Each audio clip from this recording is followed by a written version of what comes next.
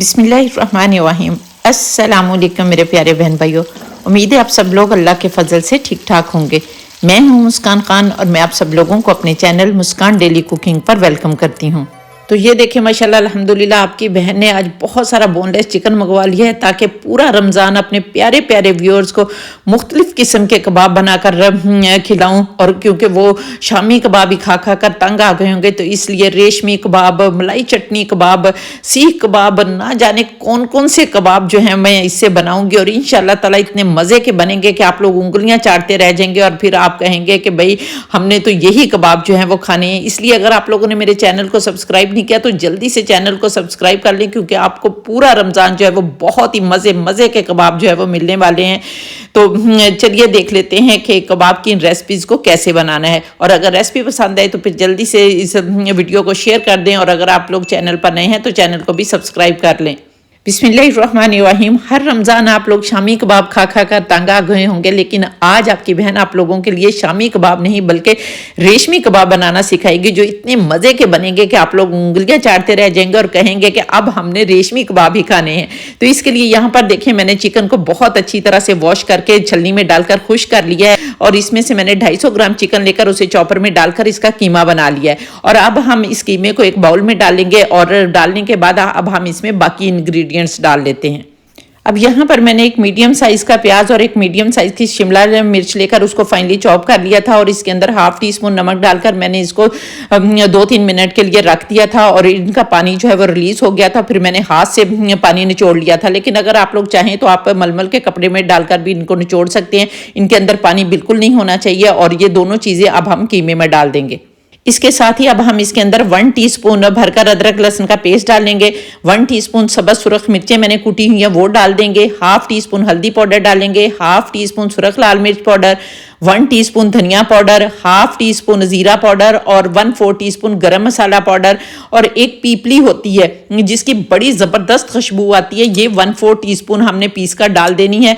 और इसके साथ ही हमने प्रोसेस्ड चीज़ मैंने यहाँ पर लिया, आप लोग चाहें तो मोज़रेला चीज़ भी ले सकते हैं। और ये एक पूरा स्लाइस जो है वो मैंने छोटा छोटा करके इसके अंदर डाल दिया है। इसके साथ ही फिर हमने 2 टेबलस्पून इसके अंदर क्रीम डालनी है, और 1 टेबलस्पून हमने लेमन जूस डाल देना है। और इसके साथ ही हमने काफ़ी सारा चॉप किया हुआ सब्ज़ धनिया और चॉप किया हुआ पुदीना डाल देना है, और अच्छी तरह से मिक्स करना है। और मिक्स करने के बाद आपने बहुत अच्छी तरह से हाथों से मिक्स करना है। यहाँ पर देखें बहुत सारे लोग ग्लव्स पहन लेते हैं, लेकिन मैं आप लोगों को बताऊं कि हमारे प्यारे नबी सल्लल्लाहु अलैहि वसल्लम ने हमें हाथ से खाने का हुक्म दिया है कि जब ग़िज़ा जो है वो हमारे हाथ को लगती है और मुंह में जाती है तो वो जो लुआब होता है हमारे पूर जो होते हैं उंगलियों के लगते हैं, तो उससे हमें सेहत मिलती है। तो इसलिए कोशिश किया करें कि अपने हाथों से काम किया करें। अच्छी तरह से हमने मिक्स कर लेना है। लेकिन यहाँ पर मैं एक चीज़ डालना भूल गई थी, वो है half tea spoon chicken powder आपने इसके अंदर डाल लेना है, और फिर आपने अच्छी तरह से मिक्स करना है। और ये देखें माशाल्लाह अल्हम्दुलिल्लाह हमारा बहुत ही ज़बरदस्त टेस्टी किस्म का जो है वो बैटर बनकर तैयार हो गया है। अब हमने इसके कबाब बना लेने हैं। पहले अपने हाथों को ऑयल लगा लेना है, और फिर मीडियम साइज़ के अपने सारे कबाब बना लेने हैं। और जिस तरह वीडियो में आपको नज़र आ रहा है इस तरह से आपने कबाब बना लेने हैं।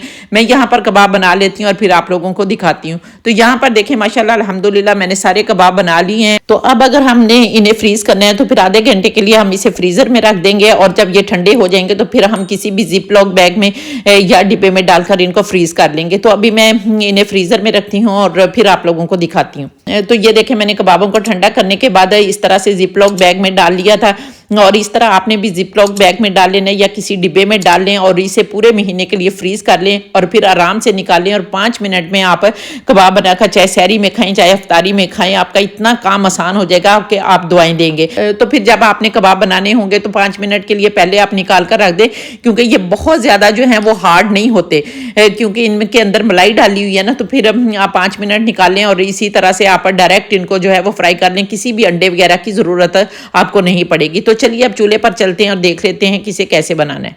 अब हम एक फ्राई पैन चूल्हे पर रखेंगे और इसके अंदर 1 टेबलस्पून ऑयल डालेंगे और यहाँ पर ऑयल को गर्म होने देंगे। और जब ऑयल अच्छी तरह से गर्म हो जाएगा तो हम सारे कबाब इसमें डाल देंगे। बिस्मिल्लाहिर्रहमानिर्रहीम।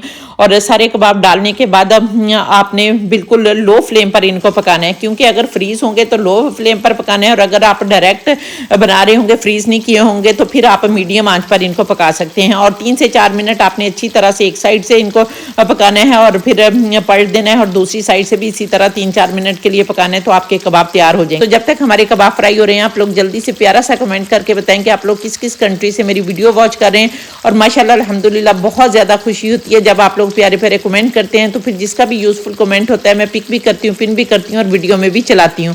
और इसके साथ ही अगर अभी तक आप लोगों ने मुझे फेसबुक और इंस्टाग्राम पर फॉलो नहीं किया तो प्लीज़ वहाँ पर भी फॉलो कर लें। तो यहाँ पर देखें एक तरफ से हमारे कबाब जो हैं वो बन गए हैं। अब हम इनको पलट देंगे और इसी तरह से 3-4 मिनट के लिए दूसरी तरफ से भी बना लेंगे।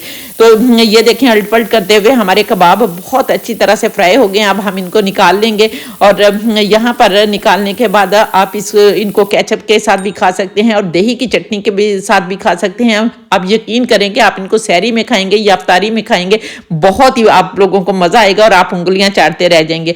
और यहाँ पर बेख्तियार कहने को दिल कर रहा है फाबी ये लाई रब्बी कुमत का जीवन के मेरे परवरदिगार ने कितनी प्यारी प्यारी नेमतें दी हैं जिनको हम बनाते खाते और अल्लाह का शुक्र अदा करते हैं। तो उम्मीद है आपको मेरी रेसिपी पसंद आई होगी। अगर रेसिपी पसंद आई है तो जल्दी से मेरे चैनल को सब्सक्राइब कर लें।